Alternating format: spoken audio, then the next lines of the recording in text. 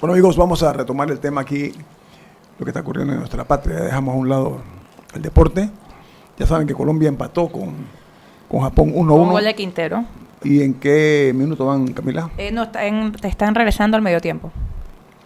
Ok. Va 1-1, entonces bueno. Correcto. Sí, es lo que dije. Están Le ha empatados. salido barata el error a Colombia porque ya empató, ¿no? Es un equipo Porque nos faltan 45 minutos. Al jugador que cometió la falta sí se puede quedar sin el Mundial porque lo suspenden por 2 partidos. Por esa tarjeta roja. Pagó el penalti, cometió el penalti y una sanción de que se pierde 2 partidos. A ver, miren. Vamos al y ahí la territorio. justicia sí funciona, Guillermo, parece mentira. En la FIFA. ¿Por qué es mentira? No, porque en otros lados no funciona. Esa es parte de su fortaleza. Sí, Dice que golpe dado ni Dios lo quita. sí. Esa cosa la FIFA jamás la Creo que a México lo iban... $500,000 de multa por cantos los cantos homofóbicos homofóbicos contra contra- Neuer. Un Neuer, guardameta. con la beta de Alemania. Oigan, hay una situación ahora mismo que se ha presentado y lo ha hecho nuestro ex embajador en la OEA y exdiputado y también exalcalde Guillermo Cochés, que él ha presentado ahora mismo un evento en el cual él señala, Cochés dice que él asegura haber visto un correo electrónico, por supuesto, en el cual en las escuchas, en los informes de las escuchas, que se envió a Ricardo Martinelli, iba copia a Juan Carlos Varela, vicepresidente de la República. Ok. Ahora, esa denuncia la había hecho en primera instancia la actual diputada y ex procuradora Ana Matilde Gómez, pero vamos a tratar nosotros yo estuve viendo varias cosas antes de emitir esta opinión que voy a dar. Primero de todo, que Juan Carlos Varela, en su función de vicepresidente, era casi nulo en las cosas con un hombre con el talante de Ricardo Martinelli. Tengo información de exministros del equipo de gobierno que muy pocos ministros se atrevían a alzarle la voz, no alzarle la voz, sino llevarle la contraria a Ricardo. Muy pocos se atrevían a llevarle la contraria a Ricardo Martinelli. Y tengo entendido que las copias... Recuerden que, a ver, el Consejo de Seguridad depende directamente de él, eso lo cambió Ricardo Martinelli. El Consejo de Seguridad depende directamente, o va directamente su vinculación con el presidente sin pasar a través de nadie. Él cambió esa situación, Martinelli. Pero que Varela hubiera estado enterado, si fuese el caso, y es muy probable porque a varios ministros tengo entendido que se le da copia, y después va a pasar usted, señor Murga, para que nos explique eso durante sus conversaciones con Noriega y otros temas que usted maneja, entendiéndose que los pinchazos son parte del quehacer de cualquier Estado, pero esos pinchazos se hacen cuando son casos, por ejemplo, de lavado de dinero, de narcotráfico, de terrorismo. Eso tiene muy bien definidos cuáles son los delitos por los cuales se puede pinchar un teléfono. En el caso de Ricardo Martinelli, él lo que hizo fue pinchar teléfonos de adversarios políticos, de hombres de negocios, de periodistas, de ciudadanos comunes y corrientes y por supuesto de sus opositores políticos. Ese es el mayor pecado de Ricardo Martinelli. Pero en cuanto a que le hayan podido dar copia del informe del Consejo de Seguridad al vicepresidente y ministro de Relaciones Exteriores, Jesús Murgas, ¿qué opinión le merece eso? Bueno, mira, Guillermo, mi difunta madre decía una máxima que decía que secreto es entre 2. Ya donde son 3 no hay secretos. Entonces, en la época la época anterior a la democracia. Día a día, la dictadura. Bueno, la dictadura, como la quieran llamar. Okay. El sistema de escuchas existía en Panamá y existía desde los gobiernos liberales. El primero que la instaura es uno de los hombres más serios de Panamá, don Ernesto de la Guardia. Ernestito de la Guardia en la década, a fines de la década del 50. En el 56 la instaura. Y con métodos rudimentarios, en aquella época no existían celulares ni existían nada de esto. Y normalmente, desgraciadamente es así, se utilizaba para vigilar a los opositores, a la gente que pudiera agredir pero vinieron cosas más sofisticadas, Guillermo. Después cuando llega la dictadura, ¿cómo se llamaba el famoso jefe de la CIA que quería mucho a Noriega? Cuando él admiraba el sistema de escuchas de Panamá. Aquí inclusive le llegaron a capturar al presidente Bush, una conversación de él con Endara cuando las elecciones, ¿tú te recuerdas las elecciones del 89?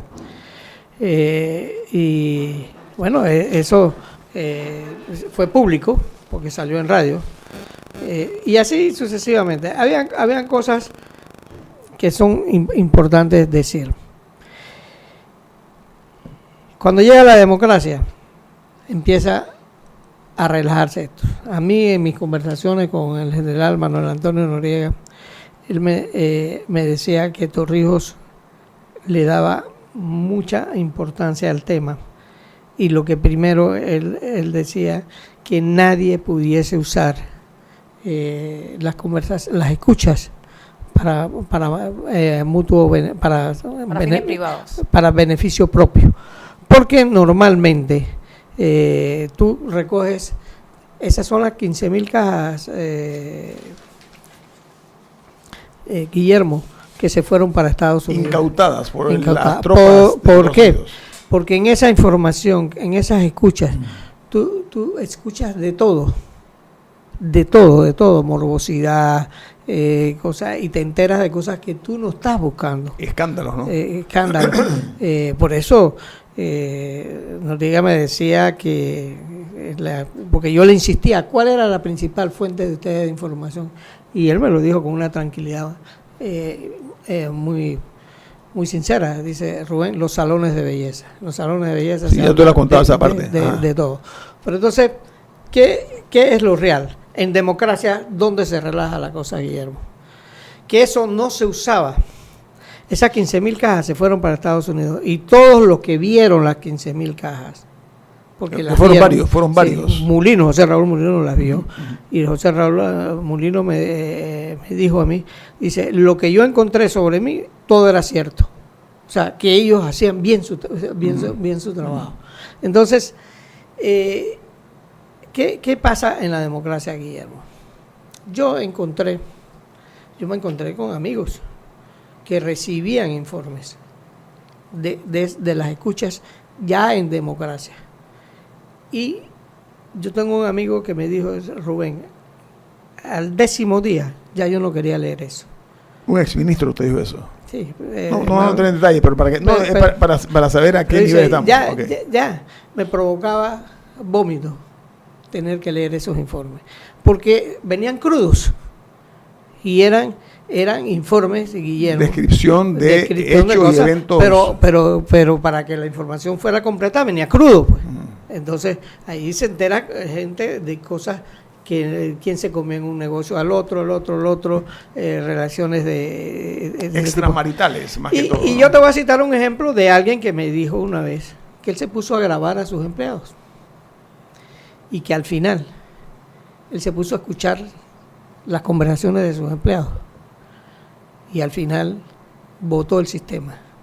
Dice: lo que he descubierto es que todos me odian. Yo quiero, entonces, pero esas son las realidades. Entonces, decir que el presidente Varela, el vicepresidente Varela no lo recibía es infantil, porque el ministro de gobierno lo tenía que recibir. Y el ministro de Seguridad lo tenía que recibir. Y el jefe de la policía. Y el jefe de la policía también. O sea, eso es así. Casualmente, sobre ese tema de los pinchazos telefónicos, hoy a las 9 de la mañana, el órgano judicial tiene prevista una audiencia donde van a revisar la solicitud de cambio de medida cautelar a Ricardo Martinelli. Camila, ¿qué te parece? Hay mucha expectativa sobre eso, porque nuevamente le toca el balón, queda en la cancha del órgano judicial en el caso de la escucha. En este caso es al Pleno de la Corte Suprema de Justicia, porque hasta el momento hemos escuchado al juez de garantías, magistrado Jerónimo Mejía, y al fiscal de la causa, Díaz, que es el magistrado Díaz, Harry Díaz. En este caso va a ser frente al Pleno. Los 9 del Pleno, aunque ellos dos, por ejemplo, están inhabilitados, así que vamos a ver muchos suplentes. Va a haber 4 suplentes, creo. Sí, creo que son 4, porque Ángela Russo, por ejemplo, está de viaje. Exacto. No, ya regresó. Ella regresó. Ayer regresó, sí. Hay un Prado, está impedido. No le está impedido en este caso. Sí.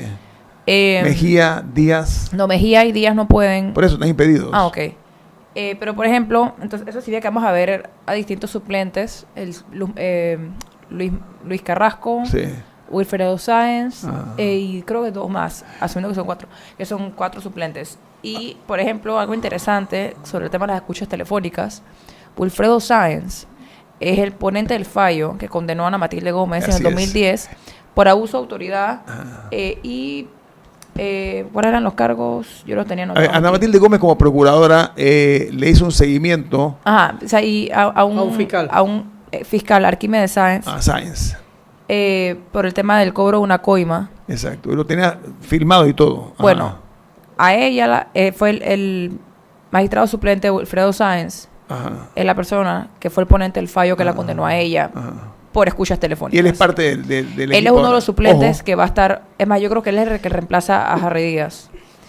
Y ese fue el fallo que llevó porque ella quedó inhabilitada a ejercer cargos públicos como parte de la condena. Y fue por eso que ella fue destituida como procuradora. Así que es interesante, veremos si hubo un cambio de criterio por parte del magistrado suplente, dependiendo de cómo él tome el tema de las escuchas telefónicas en el caso Martinelli. Vamos al corte comercial. Al regreso vamos nosotros a ampliar a ustedes, amigos, un poco más acerca de este hecho que hoy estoy seguro que las personas interesadas en saber lo que está ocurriendo en nuestro país van a tener que hacer un alto en el Mundial de Fútbol para enterarnos qué va a ocurrir a las 9 de la mañana del día de hoy.